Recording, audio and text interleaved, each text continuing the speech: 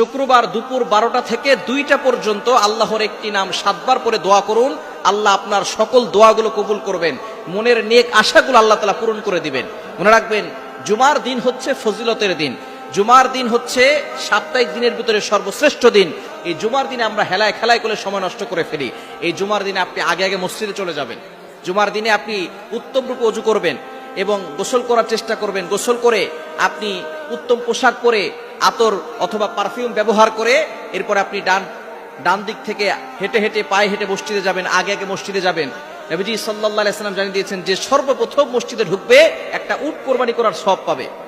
এবং সে যদি একেবারে খতিব সাহেবের সামনে বসে এবং খুতবা চুপচাপ করে শুনে নামাজ পড়ে, আল্লাহ পাক রব্বুল আলামিন তার প্রতি কদমে কদমে 1 বছর নফল ইবাদত করার সওয়াব দান করবে।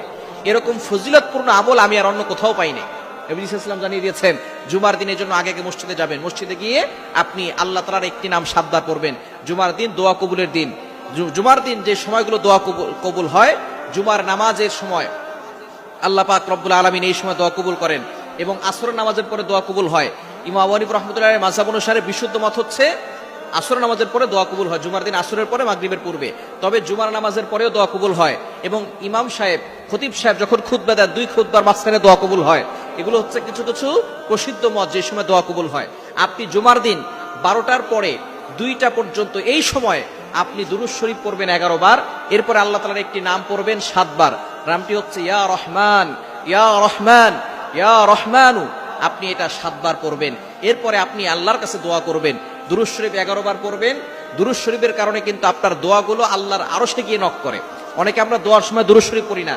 দুরূদ শরীফের ফজিলত হচ্ছে যে ব্যক্তি দুরূদ শরীফ পড়ে আল্লাহ পাক রব্বুল আলামিন এই দোয়াটা সাথে সাথে আরশে আযমে গিয়ে পৌঁছায়, আল্লাহ তার দোয়াগুলো কবুল করেন।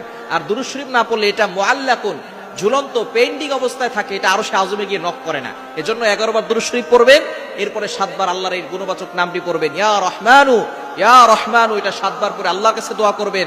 আপনি দোয়া করেন, আল্লাহ তাআলা আপনার সকল দোয়াগুলো কবুল করবেন।